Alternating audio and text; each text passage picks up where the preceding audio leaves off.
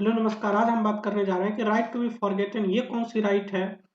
इस ये आजकल न्यूज में क्यों ना, इसी के बारे में आज हम सारा चीज क्रिस्टल क्लियर समझेंगे। देखिए, राइट टू बी फॉरगेटन होता क्या है, सबसे पहले इसको यूज कैसे हम करते हैं या ये एक्चुअल सेंस में होता क्या है।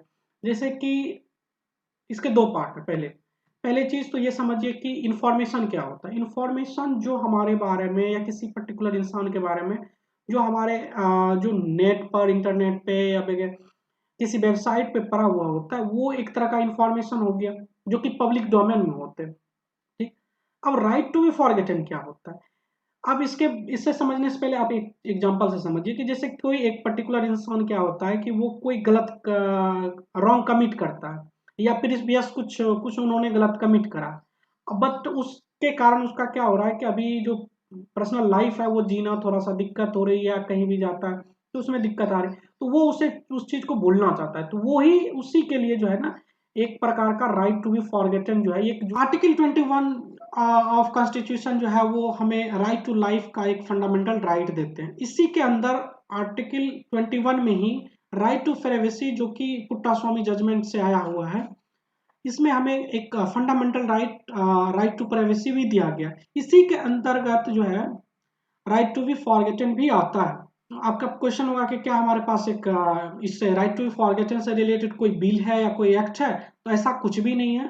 बट एक बी एन कृष्णा कमेटी के माध्यम से जो है पर्सनल डाटा प्रोटेक्शन बिल 2019 तैयार किया गया है, जिसमें कि सेक्शन 20 कहता है कि यदि कोई इंफॉर्मेशन किसी पर्टिकुलर इंसान के बारे में कोई डाटा फिड्यूसरी के पास है, तो वो उसे रिस्ट्रेन कर सकता है या प्रिवेंट कर सकता है कि उस चीज को अब डिस्क्लोज नहीं करेंगे पब्लिक डोमेन के लिए।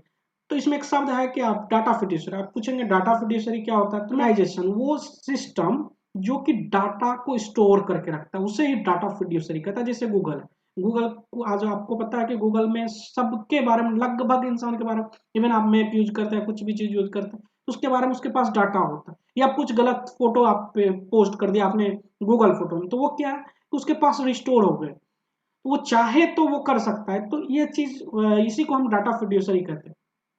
क्या इसके ऊपर कोई कानून है विदेशों में, या विदेशों में क्या चल रहा है।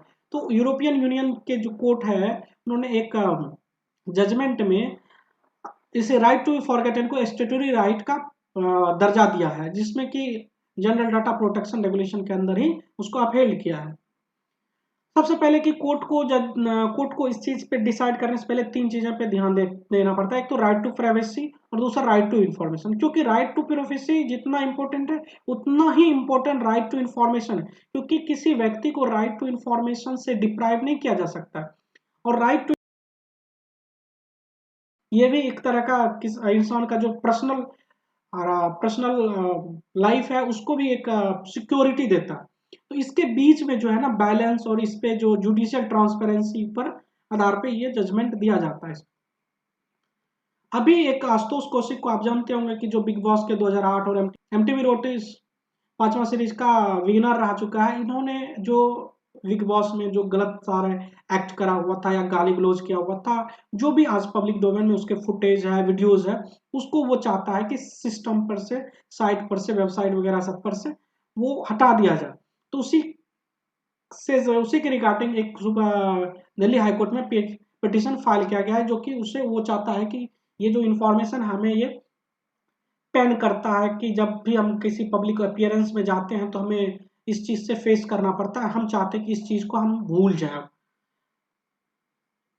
इससे पहले क्या इस पे कोई सुप्रीम कोर्ट या हाई कोर्ट का कोई जजमेंट है। तो दिस दिल्ली हाई कोर्ट का एक रिसेंट जजमेंट है, जिसमें कि उन्होंने दिल्ली हाई कोर्ट ने एक जजमेंट दिया था, जिसमें अमेरिकन सिटीजन का जो है इंफॉर्मेशन को वो सोशल मीडिया पर से और पब्लिक डोमेन में जो इंफॉर्मेशन